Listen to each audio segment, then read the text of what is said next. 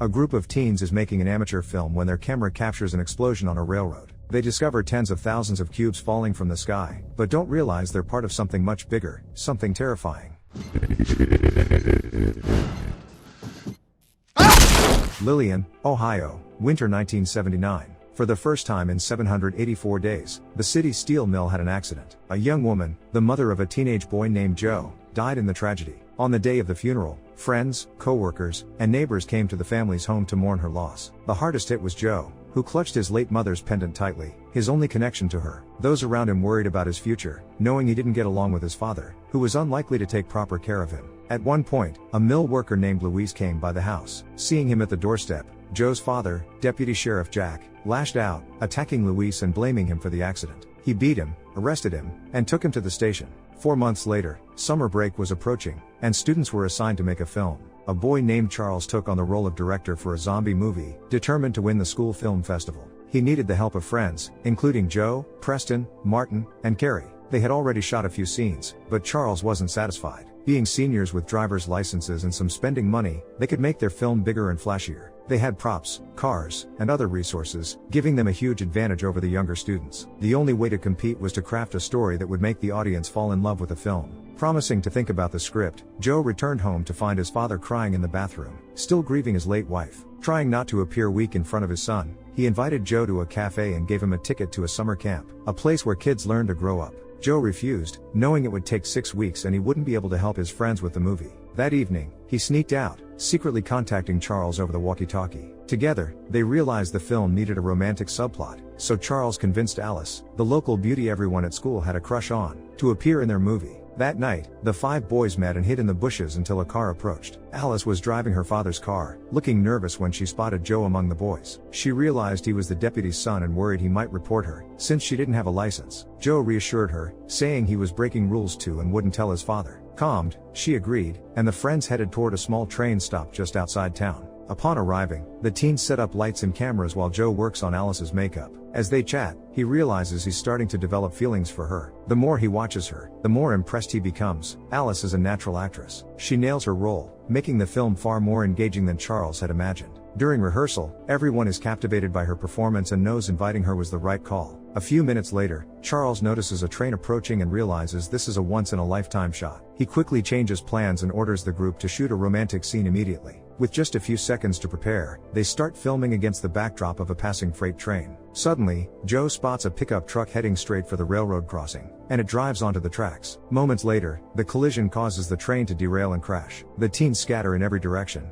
leaving their equipment behind as explosions, flying debris, and metallic wreckage rain down like burning meteors. Amid the chaos, the 6 friends miraculously survive, suffering only scratches and severe shock. Joe notices blood on one of the train cars and fears it might belong to Alice, the only one not yet out of hiding. She soon shows signs of life, explaining she'd taken cover elsewhere. Nearby, they discover 10,000 white cubes, vaguely resembling Rubik's cubes. The teens don't understand their purpose, but Joe pockets one, fascinated by the strange find. Not far away, they spot a severely damaged car and a man behind the wheel, bleeding heavily. Approaching cautiously, they recognize him as Dr. Woodward, the school's biology teacher. A fallen map in his hands reveals that the accident was no accident. He had known the train schedule and route. At some point, Dr. Woodward regains consciousness and orders the kids to leave immediately, warning that they and their parents could be killed. In the distance, flashlight beams appear, and a crowd rushes toward the wreck. The teacher brandishes a revolver, urging the teens to run and forget everything that happened. Realizing he isn't bluffing, the teens hurriedly gather cameras and other equipment, leaving some items behind at the crash site. Fleeing in a car, they head back to town, agreeing never to mention the incident or tell their parents about it. At night, strange events start occurring around the town. Odd noises, power outages, but no one pays much attention.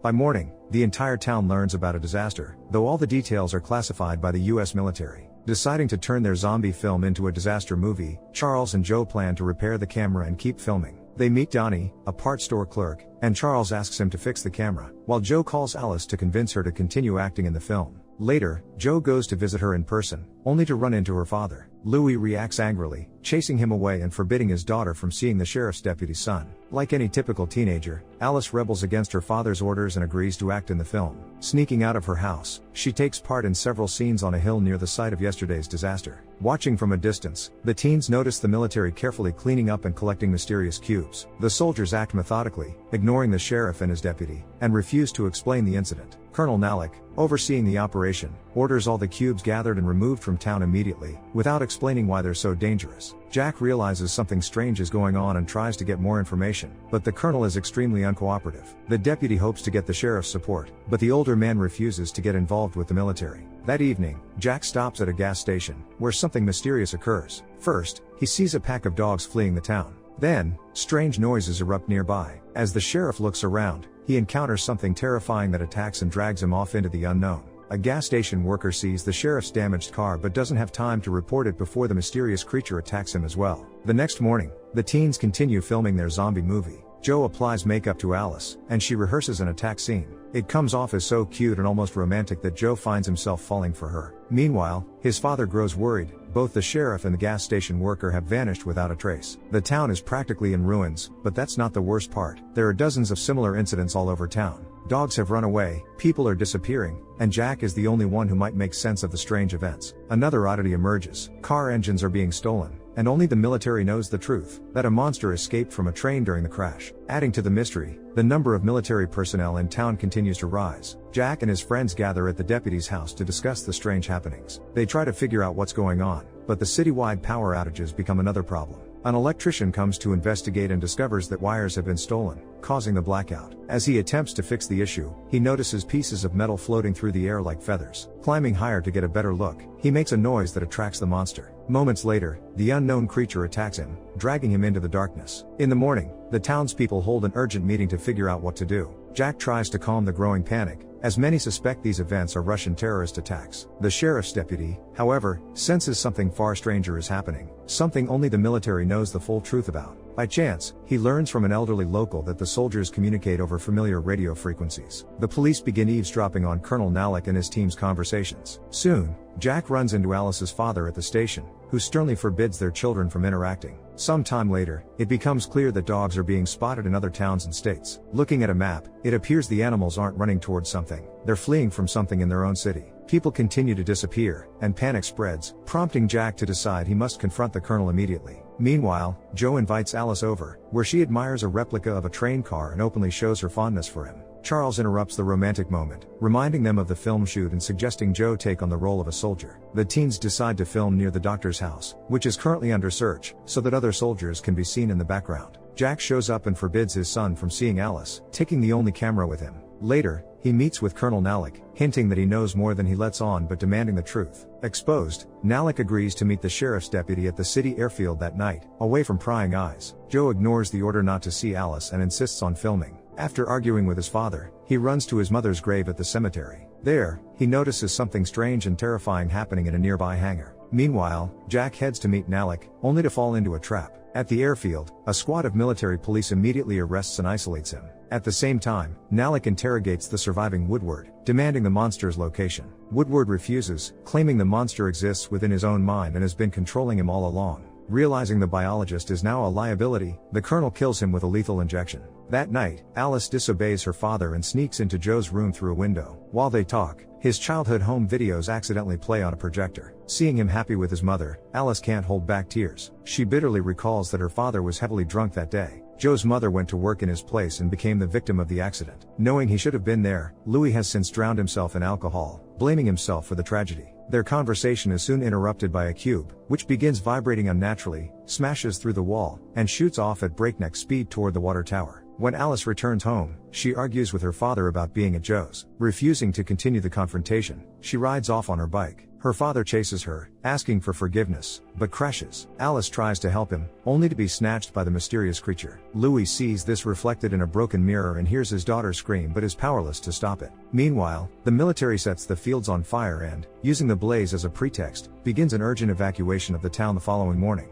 Charles and Joe are fighting because Joe cast Alice in the lead role solely because he's in love with her. Charles is irritated not only by the fact that his best friend has fallen for Alice, but also by the fact that she feels the same way. Their argument is interrupted by a video feed from a camera capturing the moment of a train crash. Smoke obscures the cause of the accident, but something crawling out of the wreckage looks eerily like a monster straight out of a horror movie. There's no time to investigate further. The military orders everyone to evacuate the town immediately. Residents are transported by both private and public vehicles to a temporary camp. At the camp, the kids reunite with classmates and spot Luis, who is grieving and on the brink of madness. He claims his daughter was kidnapped, but the military and police dismiss his story as the ramblings of a drunken man. Realizing they need to get back to town, the teens require someone willing to drive them. Using the charm of his older sister, Charles coerces Donnie into being their driver. Preston, too scared, stays behind at the camp, while Joe, Charles, Carrie, and Martin sneak back into town using back routes. Once there, they break into Dr. Woodward's trailer and discover old files, along with dozens of video and audio recordings. As they study the materials, the students learn that Woodward had been a scientist involved in a sensational investigation up until 1963. 5 years prior, an alien ship had fallen to Earth, breaking apart into 10,000 white cubes. The military experimented on the aliens, turning them into deadly enemies of humanity.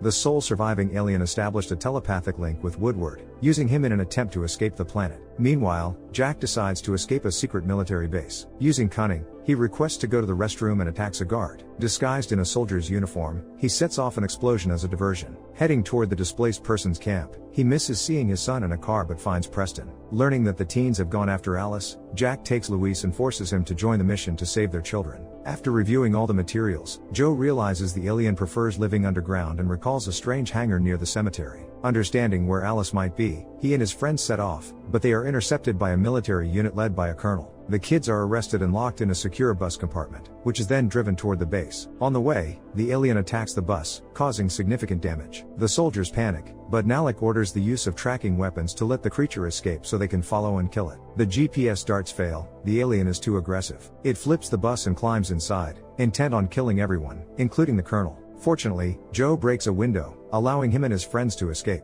Donnie arrives on the scene, helping them get away alive and unharmed. The seller had been abusing illegal substances and could no longer drive. Joe takes matters into his own hands and heads toward the cemetery, only to witness something even stranger. Weapons, tanks, and other military equipment aren't just malfunctioning, they're running completely out of control. The soldiers panic as tanks and helicopters move and fire without anyone at the controls. Gunfire and explosions echo across the city, forcing the 4 teens to abandon their car and take cover in a nearby house. Moments later, part of the house explodes, seriously injuring Martin's leg. Charles stays behind to help his friends stop the bleeding, while Joe and Carrie press on to find and rescue Alice. Meanwhile, Luis and Jack reconcile, realizing they share the same goal: saving the kids. Joe and Carrie reach the hangar near the cemetery, where they discover a tunnel leading underground. In the labyrinth of catacombs, a monster lurks, killing some humans and keeping others as hostages. The alien also scavenges parts from cars and electrical devices, transforming them into a mysterious new machine. Carrie, a fan of pyrotechnics, distracts the creature to give Joe a chance to rescue Alice. During their escape, they revive a housewife and the sheriff, then try to find their way out. The sheriff thinks he knows the exit,